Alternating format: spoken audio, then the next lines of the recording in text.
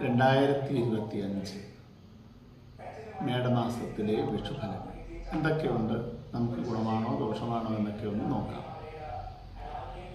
മേടമാസം 1-ാം തീയതി വെളുപ്പിന് 3:21 സംക്രമം വരുന്നത്. തുലാക്കൂറാണ്. അതുപോലെ ഉദയരാശി കുംഭമാണ്. പൊതുവെ എടുത്താൽ പഴയ വർഷങ്ങളെക്കാൾ മെച്ചപ്പെട്ട ഒരു ജീവിത രീതി ജനങ്ങൾക്കുണ്ടാകുന്ന ഒരു കാലഘട്ടമാണ്. പലവിധ ഗ്രഹപ്പിഴകളൊക്കെ ഒഴിവായി രോഗങ്ങളൊക്കെ കുറഞ്ഞ ഒരു പുതിയ ഉദയം ഉണ്ടാകാൻ സാധ്യതയുള്ള സമയമായിട്ടാണ് ഈ കാലഘട്ടം വരുന്നത്.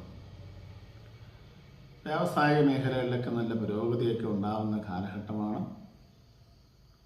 പൊതുവെ ജനങ്ങൾക്ക് സാമ്പത്തികമായി അഭിവൃദ്ധി ഉണ്ടാകുകയും ചെയ്യും. വിദ്യാഭ്യാസ മേഖലയിലൊക്കെ പലവിധത്തിൽ പുരോഗതി ഉണ്ടാകുന്ന സമയം കൂടിയാണ്. കലാകായിക രംഗത്തൊക്കെ പ്രവർത്തിക്കുന്നവർക്കും കലാരംഗത്തും നല്ല മുന്നോട്ടുള്ള ഒരു ഗമനം ഉണ്ടാകുന്ന സന്ദർഭമാണ്. അതുപോലെ എല്ലാ മേഖലയിലും പൊതുവെ കാർഷിക മേഖലയിൽ വിശേഷിച്ച് ജല ദൗർലഭ്യമുണ്ടാകുവാൻ സാധ്യതയില്ല.